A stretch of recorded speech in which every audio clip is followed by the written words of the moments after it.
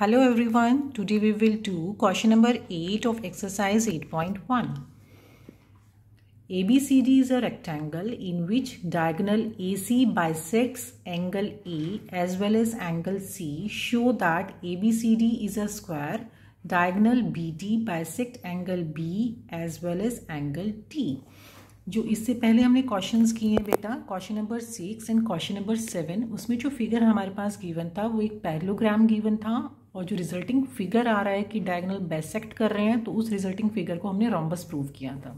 ठीक है, लेकिन अगर हमारे पास रेक्टेंगल आ जाता है और कंडीशन ऐड हो जाती है कि डायगोनल बाइसेक्ट कर रहे हैं वर्टेक्स के एंगल्स, तो उस केस में जो रिजल्टिंग फिगर हमारे पास होता है वो होता है एक स्क्वायर। ठीक है, अब स्क्वायर ही प्रूव करना है तो आपको पहले भी बताया मैंने, जब ऑलरेडी हमें पता है कि हमें फिगर को क्या प्रूव करना है तो फिगर को जो हम कंस्ट्रक्ट कर रहे हैं, जो ड्रॉ कर रहे हैं, वो एक स्क्वायर की शेप में ही बनाएंगे। ठीक है, ओके, तो हमें प्रूव करना है कि ABCD जो हमारे पास रिजल्टिंग फिगर आ रहा है वो एक स्क्वायर है। अब हमारे पास मेन चीज़ हमें क्या पता होनी चाहिए, यहाँ पे बेसिक सी चीज़ है बेटा कि रेक्टेंगल और स्क्वायर में क्या डिफरेंस है। मतलब मुझे क्या प्रूव करना होगा कि जो मेरा फिगर है वो स्क्वायर बन जाए। 90 डिग्री के एंगल इसमें भी होते हैं 4 और इसमें भी होते हैं। ठीक है, तो वो कंडीशन तो हमें प्रूव नहीं करनी, इसकी सिर्फ अपोजिट साइड इक्वल और पैरेलल होती हैं। ठीक है, लेकिन स्क्वायर में क्या होता है, पैरेलल तो है अपोजिट साइड्स, उसकी चारों साइडें इक्वल होती हैं। मीन्स ये एक्स्ट्रा कंडीशन अगर मैं रेक्टेंगल के अंदर ऐड कर देती हूँ कि उसकी चारों साइड इक्वल है तो वो रेक्टेंगल प्लस 4 साइड इक्वल क्या फिगर आ जाता है हमारे पास, स्क्वायर। मीन्स इस केस में हमें सिर्फ ये चीज़ प्रूव करनी है। नेक्स्ट, डायगोनल BD बाइसेक्ट करता है angle B as well as angle D। इस केस में हम क्या करते हैं, इस डायगोनल पर बनने वाले 2 ट्राइंगल्स लेके इस पार्ट को हम प्रूव करते हैं। जब भी हमारे पास आ जाता है किसी भी क्वेश्चन में कि वो डायगोनल्स बाइसेक्ट हो रहे हैं तो आप उसी डायगोनल पर बनने वाले 2 ट्राइंगल्स को लेंगे। ठीक है, हमें नहीं पता होता कि हम कंफ्यूज हो जाते हैं कि हम ट्राइंगल्स कौन से लेंगे। ठीक है, तो आपको क्या करना है, उसी पर बनने वाले 2 ट्राइंगल्स को आप ले लो। ओके, चलो पहले हम साइड्स को इक्वल प्रूव करें इस क्वेश्चन में। एंगल 2 जो है वो एंगल 3 के इक्वल है और एंगल 1 4 के इक्वल है। ये कंडीशन हमारे पास कहाँ से आई।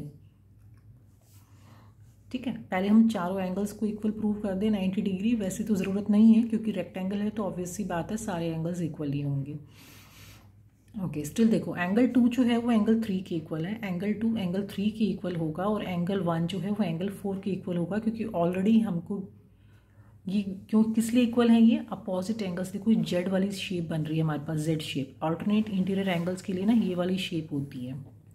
समटाइम्स कोई MCQ एग्जाम अगर आप दे रहे हैं जिसमें MCQ क्वेश्चंस है तो उसमें आ भी जाता है कि कॉरेस्पॉन्डिंग एंगल्स को डिनोट करने के लिए कौन सा अल्फ़ाबेट यूज़ होता है, तो वहाँ पे F यूज़ होता है।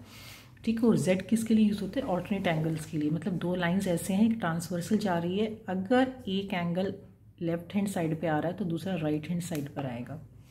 ठीक है, तो देखो ऐसा ही हमारे पास है कि 3 जो है वो 2 के इक्वल है और 1 जो है वो 4 के इक्वल है। क्यों, क्योंकि ये ऑल्टरनेट इंटीरियर एंगल्स हैं। हमें यहाँ पे क्या प्रूव करना है, साइड्स को इक्वल प्रूव करने के लिए देखो मुझे ये साइड इक्वल करनी है, ये वाली दोनों साइड, तो मैं 2 और 4 को इक्वल प्रूव करूँगी। ठीक है, हमारा यहाँ पे एम क्या है कि हम 2 और 4 को इक्वल प्रूव कर दें। एक चीज़ पता है आपको, हम 1 और 2 तो हमें ऑलरेडी इक्वल गिवन है और हमें पता है कि 1 4 के इक्वल है। क्यों, क्योंकि ये वाली जो लाइन है ये इसके पैरेलल है। तो 1 और 2 इक्वल हमको गिवन है और 1 4 के इक्वल है, किस लिए, क्योंकि वो ऑल्टरनेट इंटीरियर एंगल है। 1 2 के भी इक्वल है, 1 4 के भी इक्वल है। इट मीन्स 2 और 4 इक्वल हो जाएंगे। 2 और 4 इक्वल हो गई तो इट मीन्स AB वाली जो साइड है वो BC साइड के इक्वल हो जाएगी। ठीक है जी, इसी तरीके से हम क्या प्रूव, देखो AB इसके इक्वल तो है क्योंकि वो एक रेक्टेंगल था। ठीक है, और AB इसके इक्वल हमने प्रूव कर दी, कैसे करी, side opposite to equal angles. 2 और 4 को इक्वल प्रूव कर दिया तो ये वाली इसके इक्वल हो गई।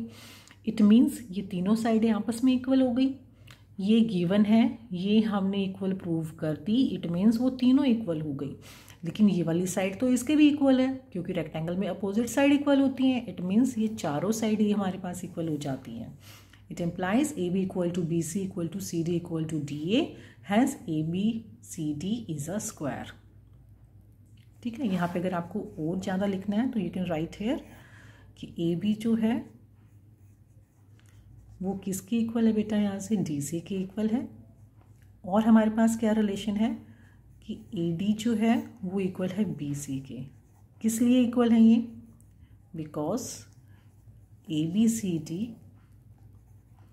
Is a rectangle. ठीक है, अब नेक्स्ट हमें क्या प्रूव करना है कि जो ये वाला डायगोनल है ये भी वर्टेक्स वाले एंगल्स को बाइसेक्ट कर रहा है। वर्टेक्स वाले एंगल्स को बाइसेक्ट करने का मीनिंग होता है कि 5 = 6 एंड 7 = 8। ओके जी, अब ये देखो कैसे प्रूव करेंगे हम, वही सेम वाली स्टोरी जो पहले वाले क्वेश्चंस में हमने की है। इसी डायगोनल पर बनने वाले ट्रायंगल को उठा लीजिए आप, ए बी डी। ठीक है, देखो नीचे वाले ट्रायंगल को उठाओ या फिर ऊपर वाले को उठाओ, सेम ही बात है। बी सी डी, हमने बी सी डी को यहाँ पर ले लिया। पहले मैं यहाँ पे एक्सप्लेन कर देती हूँ, फिर हमें कैसे लिखना है वो देखते हैं। देखो ये दोनों साइडें हमारी इक्वल है, तो 6 और 8 हमारा क्या हो जाएगा, इक्वल हो जाएगा। लेकिन 6 वाला एंगल तो 7 के भी इक्वल है क्योंकि ऑल्टरनेट इंटीरियर एंगल्स हैं। ठीक है जी, 6 और 8 इक्वल है, 6 7 के भी इक्वल है, इट मीन्स 7 और 8 इक्वल हो गए हमारे। ओके, अब हम 5 और 6 को इक्वल प्रूव कर लेते हैं।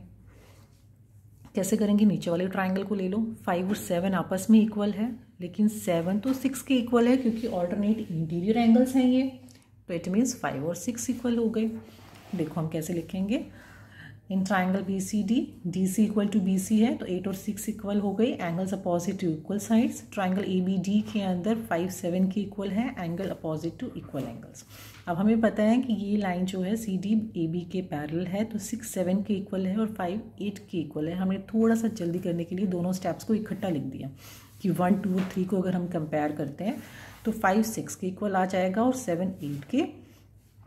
Hence diagonals diagonal BD bisect angle B as well as angle T। as well as का मीनिंग होता है मतलब B को भी करता है और D को भी कर रहा है। इट मीन्स दो चीज़ों को जब कोई चीज़ करती है तो वहाँ पे हम वर्ड को यूज़ कर लिया as well as।